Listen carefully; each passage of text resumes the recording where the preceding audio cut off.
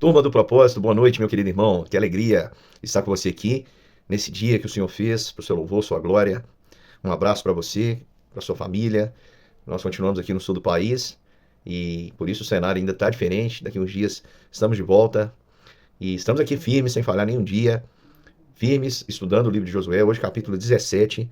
Seja bem-vindo você que chegou agora no nosso grupo. Lembrando que o nosso propósito consiste em ler um capítulo da Bíblia por dia, orar todos os dias e também tentar mudar, meu querido irmão. Vamos juntos para mais um capítulo da Bíblia hoje.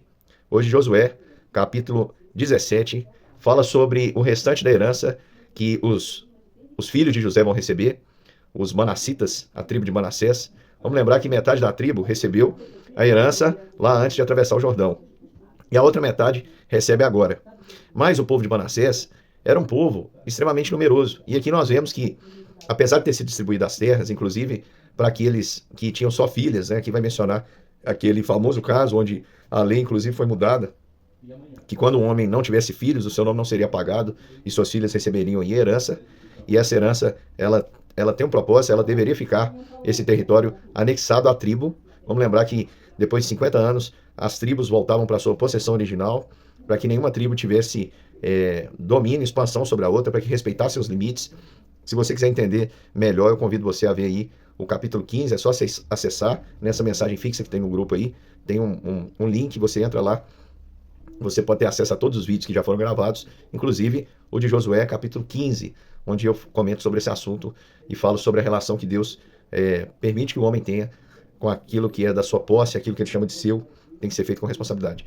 Mas a mensagem que eu queria deixar hoje para você é a partir aqui do versículo de número 12. Diz que os filhos de Manassés não puderam expulsar os habitantes daquela cidade, porquanto os cananeus persistiram em habitar nessa terra. Então quer dizer que os manassitas, os da tribo de Manassés, expulsavam e os cananeus voltavam. Isso, irmãos, mostra o seguinte: obedecer ao Senhor requer de nós perseverança. Por quê? Se nós vencemos a tentação de hoje, não quer dizer que ela não vai voltar amanhã, ela vai voltar amanhã.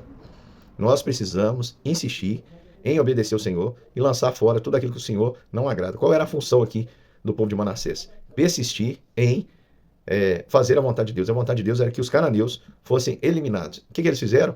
Mais uma vez aqui nós vemos o caminho da desobediência. Porque o que eles fizeram? Eles submeteram os cananeus então a trabalhos forçados, porém não expulsaram de todo. A gente falou sobre isso, né? Eles foram aqui pragmáticos. Ou seja, eles pensaram assim: para que a gente vai expulsar se a gente pode fazer com que eles trabalhem para nós? Mão de obra gratuita.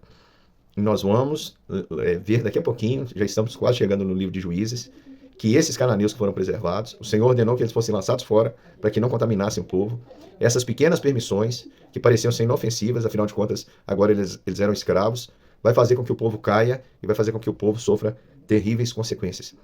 Portanto, meu irmão, odeie o pecado, não tolere o pecado, ainda que o pecado pareça sob controle, ainda que o pecado pareça inofensivo, ainda que o pecado pareça subjugado, ainda que você pareça forte demais, não brinque com o pecado, obedeça ao Senhor. E aí o povo começou a reclamar, porque se não tinha espaço, por que eles não eliminaram os cananeus para ter mais espaço? Mas começaram a reclamar com Josué e disse: Josué, por que você deu uma herança, uma sorte apenas para nós? Que é mentira, tinha mais de uma sorte, né? Porque além do Jordão, aquém do Jordão tinha uma tribo, metade da tribo. E além do Jordão havia a outra metade. E eles perguntaram: por que você nos deixou só com uma parte? Nós somos um povo grande, abençoado, numeroso. E Josué fala: olha, se vocês estão precisando de terra, se vocês são um grande povo, tem mais terra para vocês. Sobe o bosque. Havia um bosque, uma clareira na terra dos fariseus e dos refaíns. Então, ou seja, lá havia também descendentes de gigantes. E ele diz: olha, vai, porque essa terra é estreita demais, sobe. E aí, o que os manassitas responderam? A região montanhosa não nos basta. E todos os habitantes que habitam na terra do vale têm carros de ferro, tantos que estão em Bet-Sean, em suas vilas, e falam assim: ó, essa região aí também é pequena para nós, e nós não temos como atacá-los, porque eles são poderosos, têm carros. E olha o que Josué diz então para a casa de José ali, tanto para Efraim, os efraimitas, quanto os manassitas, a tribo de Efraim e Manassés. Ele diz: vocês são de fato numerosos e fortes. Vocês não terão uma sorte apenas a menos que vocês escolham isso. Se vocês querem expandir, olha o que Josué diz: a região montanhosa será tua.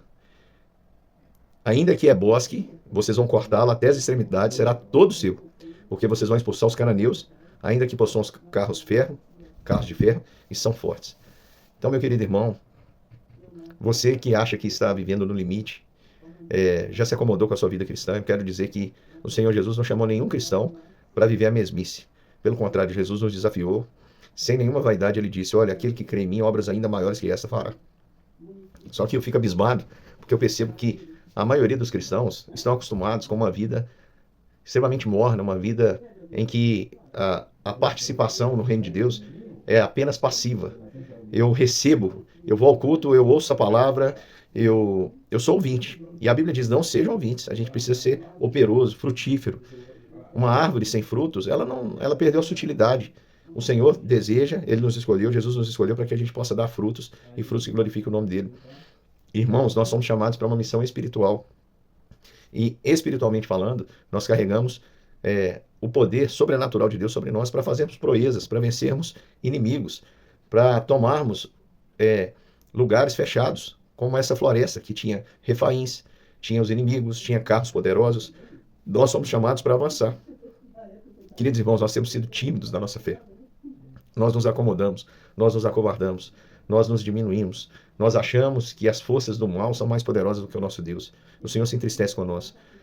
Nós muitas vezes pecamos porque depositamos a nossa confiança nos homens e no nosso próprio braço, na nossa própria força, na nossa capacidade, nos recursos que nós podemos contabilizar que temos. E isso entristece muito o Senhor, meu irmão, porque a nossa vitória vem dele. Então, se você quer viver algo maior na sua vida, se você está se sentindo encurralado, você acha que já chegou no limite, olhe para as florestas, olhe para aquilo que está fechado. Abra uma clareira, abra oportunidades, avance.